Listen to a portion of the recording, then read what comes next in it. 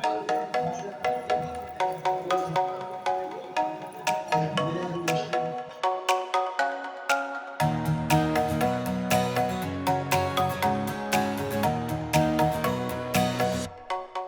नाम मोहम्मद सलीम है। मुझे इधर पाकिस्तान होटल में काम करते हुए मुझे 27 साल हो गए और इधर मेरा काम है यही बकरखानियाँ बनाना और तैयार करके देना।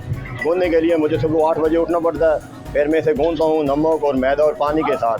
फिर ये बना के मैं इनके पेड़े बनाता हूँ। फिर 2 घंटे बाद उनको मैं घी लगाता हूँ। फिर उसके बाद ये मैं तैयार करके आयल और घी मिक्स करके लगा के फिर मैं छोटे छोटे पेड़े तैयार करता हूँ। मैदा जो है नरम हो जाता है। नरम हो के फिर ये इसकी जो है चादर अच्छी बनती है। ये हमने 1 साल में इसे जो है सीखना पड़ता है ना, ये उंडर है ना, ये सीखना पड़ता है।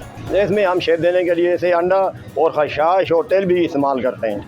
फिर जो है ये तैयार हो के आपके सामने ये हो जाती है। चाय में तो बहुत ज़्यादा इस्तेमाल होती है और गोश्ताबे और दाल लोबिया और ये जो है मलाई के साथ बहुत चलती है। 3 चीज़ों के साथ ये चलती है। बाहर के जो टूरिस्ट आते हैं वो खासकर गोश्ताबों के साथ इसे बहुत इस्तेमाल करते हैं। गोश्ताबों के साथ इसका बहुत दाल लोबिया के साथ इन दोनों चीज़ों में बहुत टेस्ट होता है। ये आप इधर के ले जाके 4 या 5 या 10 दिन तक आप इस्तेमाल कर सकते हैं, कोई ज़्यादा नहीं है। ये बहुत अच्छी है।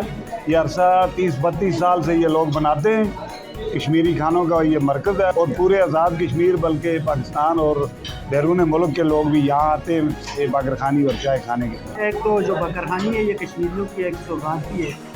उसके अलावा जो कश्मीर की हमारी ये बकरखानी है इसका अपना जायका है, क्योंकि बाकी भी मुल्क में ये बकरखानी बनती है लेकिन जो यहाँ पर बनती है एक तो पानी का फ़र्क होता है। यहाँ का जो पानी है उसकी वजह से जिससे बनती है तो इसका अपना एक अलग मुनफरद जायका है।